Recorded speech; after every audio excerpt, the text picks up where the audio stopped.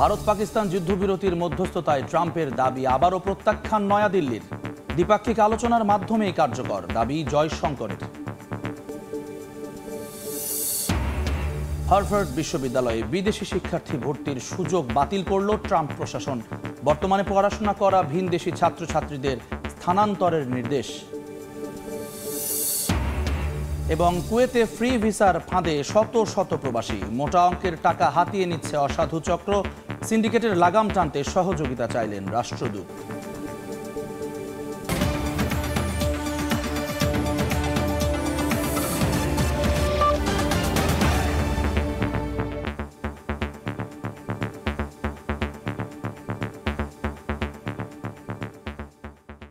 আন্তর্জাতিক সময়ের সঙ্গে আছি আমি জুম্মান সাদিক জ্যাভলিন।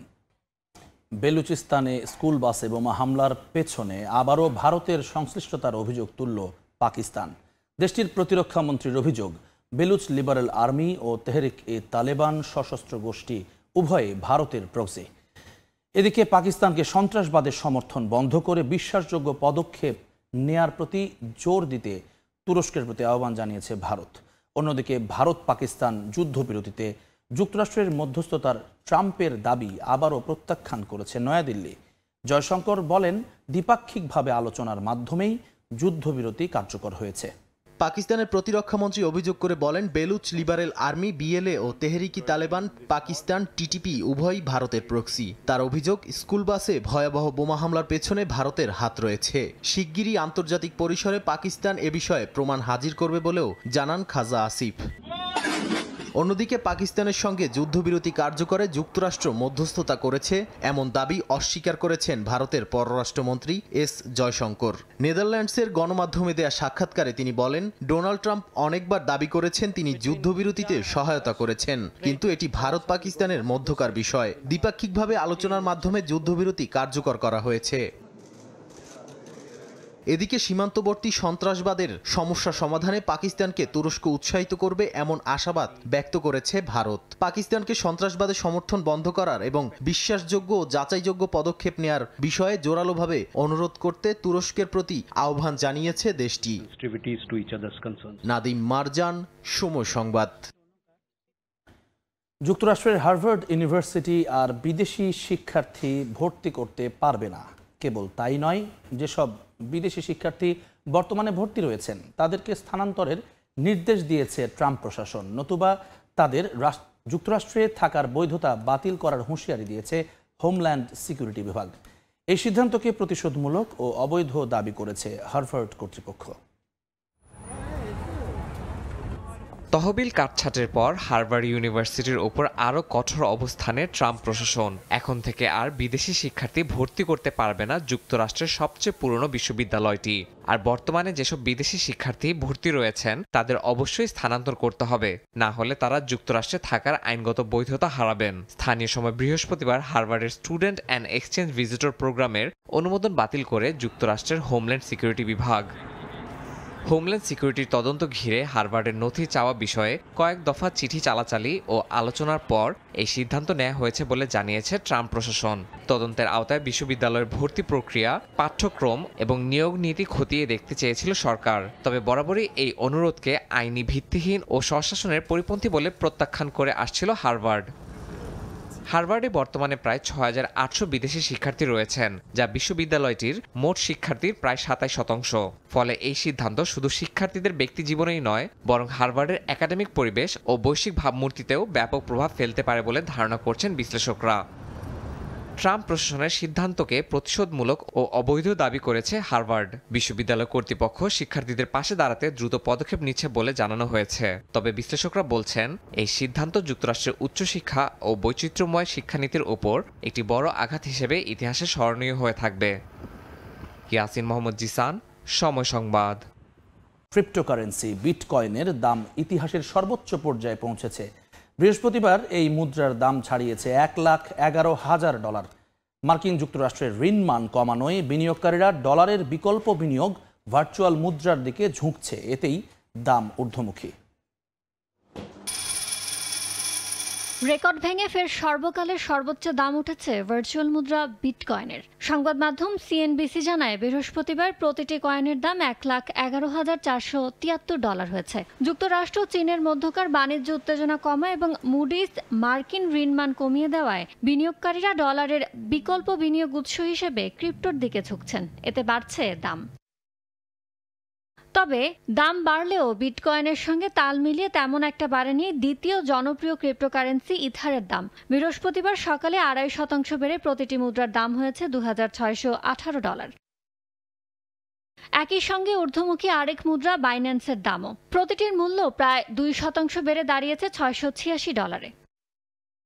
ইয়ানুর শিফাত, সময় সংবাদ। কুয়েতে ফ্রি ভিসা বলে কিছু নেই, তবুও এই কথাটিকে পুঁজি করে অসাধু একটি চক্র প্রতিনিয়ত প্রতারণার ফাঁদে ফেলছে শত শত প্রবাসীকে।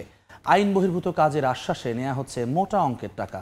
অসাধু চক্রের সিন্ডিকেট ভেঙে তাদের লাগাম টেনে ধরতে সবার সহযোগিতা চেয়েছেন দেশটিতে নিযুক্ত বাংলাদেশের রাষ্ট্রদূত। কুয়েত থেকে বিস্তারিত মঈন সুমনের রিপোর্টে। ফ্রি ভিসা নামে প্রতারণা কুয়েত প্রবাসীদের জীবনে এক নীরব দুর্যোগ। এই ভিসার লোভে অনেকেই ফাঁদে পড়ে লাখ লাখ টাকা হারাচ্ছেন। কুয়েত সরকার ফ্রিতে ভিসা দিলেও একটি অসাধু চক্র ভিসা বিক্রি করছে উচ্চ মূল্যে। আমার তো বাবুসির দরকার, আমার সার্ভ করার লোক দরকার, বাবুসির হেল্পার দরকার, সেজন্য আমি বাংলাদেশ থেকে লোক আনতে পারি, তাদের যেন কোনো টাকা খরচ না হয়। এই উদ্যোগটা যদি সবাই নিই তাহলে বাংলাদেশিদের উপকার হবে এবং আমরা দক্ষ শ্রমিক পেয়ে যাব। প্রবাসীদের সচেতনতা বৃদ্ধি, ভিসার মূল্য হ্রাস এবং অসাধু ব্যবসায়ীদের লাগাম টেনে ধরতে কুয়েতে নিযুক্ত বাংলাদেশের রাষ্ট্রদূত মেজর জেনারেল সৈয়দ তারেক হোসেন বিভিন্ন স্তরের প্রবাসী ব্যবসায়ী, সাংবাদিক, প্রফেশনালের সাথে বৈঠক করে বিভিন্ন নির্দেশনা দিয়ে যাচ্ছেন। অসাধু চক্রের সিন্ডিকেট ভাঙতে সবার সহযোগিতাও চেয়েছেন রাষ্ট্রদূত। ফ্রি ভিসা বলে কুয়েতে কিছু নেই। এখানে হচ্ছে গিয়ে কোনো কোম্পানিতে ভিসা অথবা কোনো ব্যক্তির অধীনে বা কফিলের অধীনে বাসার জন্য গৃহকর্মী বা ড্রাইভার অথবা বাবুর্চি অথবা এই জাতীয় ভিসা, অথবা কোনো কোম্পানিতে উনি যে কাজে আসবেন তার জন্য ভিসা। তো অনুগ্রহপূর্বক আপনারা ফ্রি ভিসা শুনে প্রতারিত হবেন না। কুয়েতের শ্রম আইন অনুযায়ী নির্ধারিত স্পন্সর বা কোম্পানির বাইরে কাজ করা গুরুতর অপরাধ। ধরা পড়লেই নিশ্চিত জরিমানা কিংবা কুয়েত থেকে বিতাড়িত করা হয়। মধ্যপ্রাচ্যের এই দেশটিতে কর্মসংস্থানের স্বপ্ন নিয়ে বিদেশে যাত্রা যেন প্রতারণার দুঃস্বপ্নে পরিণত না হয়, সেজন্য দরকার সচেতনতা এবং কঠোর নজরদারি, বলছেন সংশ্লিষ্টরা। মঈন সুমন, সময় সংবাদ, কুয়েত। যুক্তরাষ্ট্র থেকে অন্য দেশে অর্থ পাঠানো বা রেমিটেন্সের ওপর 5% হারে কর বসানোর প্রস্তাব পাশ হয়েছে কংগ্রেসের নিম্নকক্ষে। সিনেটে পাশ হলেই পরিণত হবে আইনে। এতে বৈধ পথে রেমিটেন্স পাঠানোর ক্ষেত্রে নেতিবাচক প্রভাবের শঙ্কা দেখা দিয়েছে। প্রবাসী বাংলাদেশিদের মধ্যেও দেখা দিয়েছে বিরূপ প্রতিক্রিয়া। যুক্তরাষ্ট্র থেকে লস্কর আল মামুনের রিপোর্ট। মার্কিন প্রেসিডেন্ট ডোনাল্ড ট্রাম্পের দ্বিতীয় মেয়াদের শুরু থেকেই অভিবাসন ও কর আরোপ নিয়ে একের পর এক নির্বাহী আদেশে তোলপাড় চলছে বিশ্বব্যাপী, যা গড়ায় দেশটির আদালত পর্যন্ত। তবে এবার আর নির্বাহী আদেশ নয়, স্থায়ীভাবে পদক্ষেপ নিতে যুক্তরাষ্ট্রে বসবাসরত অভিবাসীদের ওপর রেমিট্যান্স ট্যাক্সের বোঝা চাপানোর উদ্যোগ নিয়েছে ট্রাম্প। এরই মধ্যে কংগ্রেসের প্রতিনিধি পরিষদে পাশ হয়েছে one big beautiful bill act নামের কর ও ব্যয়ের মেগা বিল। স্থানীয় সময় বৃহস্পতিবার হাউসে 215-214 ভোটে পাশ হয় বিলটি।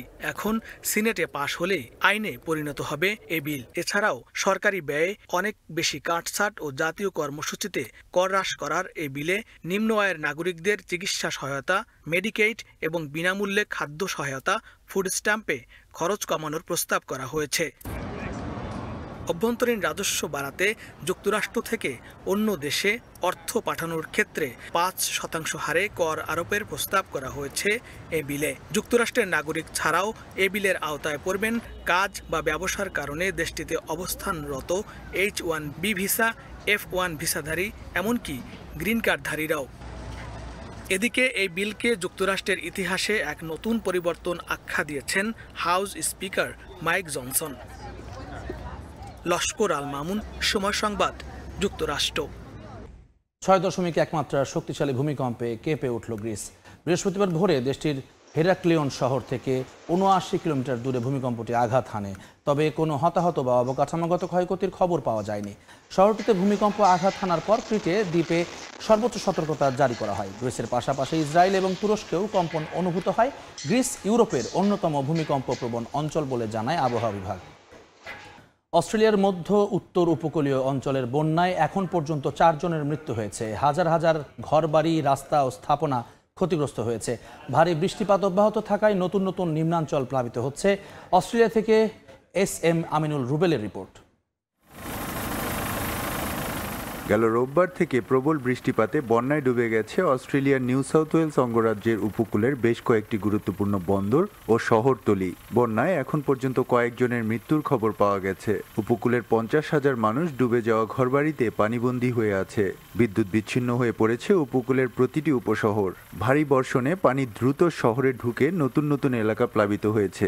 বিশেষ সতর্কতা জারি থাকা সত্ত্বেও নিরাপদ আশ্রয়ে সরে যাওয়ার সুযোগ পায়নি উপকূলবাসী। বিপদসীমার রেকর্ড উচ্চতা দিয়ে প্রবাহিত হচ্ছে একাধিক নদীর পানি। সিডনি থেকে ব্রিসবেনের মধ্যবর্তী উপকূলে টানা 5 দিন যাবৎ বৃষ্টিপাতে মহাসড়ক সম্পূর্ণ তলিয়ে গিয়ে যোগাযোগ বিচ্ছিন্ন হয়ে পড়েছে লোকালয়গুলো। এখনও কার্যক্রম শুরু হয়নি স্থানীয় এয়ারপোর্টের। প্রবল বর্ষণ আর স্রোতে উদ্ধার কার্যক্রম ব্যাহত হওয়ায় তৎপরতা বাড়াতে পার্শ্ববর্তী অঙ্গরাজ্য থেকে উদ্ধারকারী দল পাঠানো হয়েছে। এরই মধ্যে বন্যা কবলিত কয়েক হাজার মানুষকে উদ্ধার করে আশ্রয় কেন্দ্রে রাখা হয়েছে। দুর্গত অঞ্চলে বিশুদ্ধ পানি ও খাবারের সংকট মোকাবেলায় স্পিডবোটে খাদ্য ও চিকিৎসা সেবা পৌঁছে দেওয়ার চেষ্টা চলছে। প্রবাসী বাংলাদেশিরা মূলত সিডনি, ওলঙ্গন, গোল্ড কোস্টের মতো বড় শহরের প্রাণকেন্দ্রে থাকে বলে বন্যায় ক্ষতিগ্রস্ত হয়নি বলে জানা গেছে। SM আমিনুল রুবেল, সময় সংবাদ, অস্ট্রেলিয়া। ইতালির নাগরিকত্ব আইনে পরিবর্তনের কারণে বিদেশে বসবাসরত ভাষা ও সংস্কৃতি না জানা ইতালীয়দের বংশধররা এখন আর সহজে নাগরিকত্ব পাচ্ছে না। পার্লামেন্টের নিম্নকক্ষে এ নিয়ে একটি বিল পাশ হয়েছে, তবে এর সমালোচনায় মুখর হয়েছেন দেশটির অনেক আইন প্রণেতা। ইতালি থেকে হাসান মাহমুদের রিপোর্ট। পূর্বপুরুষ ইতালীয় হলে ভিন দেশে জন্ম ও বসবাস করলেও ইতালীয় নাগরিক হবার সুযোগ ছিল। 1861 সালের আইনের সংস্কার বুধবার অনুমোদন করেছে ইতালির পার্লামেন্টের নিম্নকক্ষ। এখন তা উচ্চকক্ষের অনুমোদনের অপেক্ষায়। এরপর গেজেট প্রকাশের মাধ্যমে কার্যকর হবে এই নতুন বিধান। এতে বিদেশি বংশোদ্ভূত ইতালীয় নাগরিকরা আর আগের মতো বংশধরদের জন্য নাগরিকত্বের সুযোগ নিশ্চিত করতে পারবে না। ইতালির পুরনো আইনটি অনেক ক্ষেত্রে অপব্যবহারের সুযোগ তৈরি করেছিল বলে দাবি করেছেন লন্ডনে বসবাসরত ইতালীয় নাগরিকদের প্রতিনিধি গোলাম মাওলা টিপু। পৃথিবীর বিভিন্ন দেশে অনেক ইটালিয়ানরা অনেক বছর আগে, 100-150 বছর আগেও তারা মাইগ্রেন্ট হয়েছিল। ব্রাজিল থেকে হয়তো ইটালিয়ান পাসপোর্ট নিয়ে তারা লন্ডনে এসে সেটেল হয়েছে, কিন্তু ইটালিতে তারা কখনো থাকেও নাই। ইটালির সমাজ সোসাইটির তাদের কোনো কন্ট্রিবিউশন নাই। ইতালীয়রা মনে করেন আগের মতোই নাগরিকত্বের সুবিধাটি দেওয়া উচিত। আমি মনে করি এই নাগরিকত্ব প্রদানের সুবিধাটি দেওয়া উচিত, তবে নাগরিকত্ব পেয়ে তারা যেন ইতালিতে থাকে এবং দায়বদ্ধতা থাকে। আমি চাই বিদেশিদের নাগরিকত্ব প্রদানের সুবিধা দেয়া হোক, কিন্তু নাগরিকত্ব যেন শুধুমাত্র ইতালি থেকে সহজে অন্য দেশে না যাওয়ার কাজে লাগানো হয়, পাশাপাশি দেশের উন্নয়নের যেন কাজ করে। 1992 সাল থেকে ইউস স্যাঙ্গুইনিস নীতি বা রক্তসূত্রে 2 প্রজন্মের জন্য নাগরিকদের সুবিধা ছিল, যাদের কমপক্ষে একজন পিতামাতা দাদা দাদি ইতালিতে জন্মগ্রহণ করেছেন। তবে নতুন আইনে সেই সুবিধার সীমাবদ্ধতা স্পষ্ট করা হয়েছে। যদিও 27 মার্চ মধ্যরাতের আগে যারা বিদেশ থেকে আবেদন করেছেন তারা আগের মতোই আইন অনুযায়ী নাগরিকত্ব পাবেন। হাসান মাহমুদ, সময় সংবাদ, ইতালি। চমৎকার নদীর জন্য আরবের ভেনিস খ্যাত ইরাকের বসরা নগরীর আগের জৌলুসের কিছুই আর অবশিষ্ট নেই। এখন শহরের মধ্য দিয়ে বয়ে চলা নদীগুলো স্রোত হারিয়ে মরে গেছে দীর্ঘ অবহেলা আর অব্যবস্থাপনায়। তবে নতুনভাবে এই জলপথ পুনরুদ্ধারে উদ্যোগ নিয়েছে বসরা শহর কর্তৃপক্ষ। শহরের মধ্য দিয়ে বয়ে চলা চমৎকার নদীগুলোর জন্য একসময় বসরা নগরী পরিচিত ছিল আরবের ভেনিস নামে।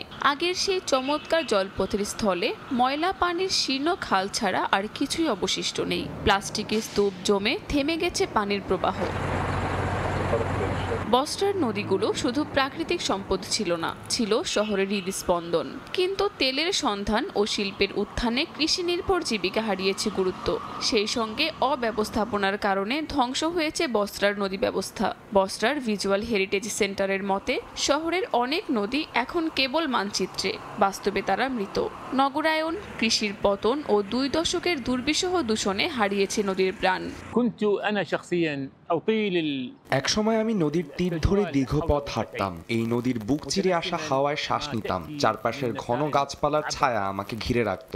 নদীর ধারে যে ক্যাফেগুলো ছিল, সেগুলো ছিল সবচেয়ে সুন্দর জায়গাগুলোর একটি। যদি এখন সেখানে থাকতে পারতাম, তাহলে তা এক প্রকার স্বর্গই হতো আমার জন্য। যখনই আমি একটি কবিতা ঠিকভাবে লিখতে চাইতাম, আমি নদীর ধারে একটা জায়গা বেছে নিতাম এবং সেখানে লিখতাম। এই জায়গাটাই ছিল এক নিজস্ব স্বর্গ। তবে আশার আলো দেখছেন নগর কর্তৃপক্ষ। সহকারী মেয়র জানান, বন্ধ হয়ে যাওয়া নদীগুলোর প্রায় 10% এরই মধ্যে ভরাট করে রূপান্তর করা হয়েছে শহরের বৃহত্তম সবুজ জোনে। পরিকল্পনা চলছে আরও নদীকে ফিরিয়ে আনার। শহরের বাসিন্দাদের প্রত্যাশা, নতুন পরিকল্পনার ছায়ায় হয়তো আবারও একদিন আরবের ভেনিস নামটা ফিরে পাবে অর্থ। কাকলি আখতার, সময় সংবাদ। আন্তর্জাতিক সময়ের শীর্ষ সংবাদ জানিয়ে দিচ্ছে আরেকবার। ভারত পাকিস্তান যুদ্ধবিরতির মধ্যস্থতায় ট্রাম্পের দাবি আবারও প্রত্যাখ্যান নয়াদিল্লির। দ্বিপাক্ষিক আলোচনার মাধ্যমেই কার্যকর দাবি জয়শঙ্করের। এবং হার্ভার্ড বিশ্ববিদ্যালয়ে বিদেশি শিক্ষার্থী ভর্তির সুযোগ বাতিল করল ট্রাম্প প্রশাসন। বর্তমানে পড়াশোনা করা ভিনদেশি ছাত্রছাত্রীদের স্থানান্তরের নির্দেশ।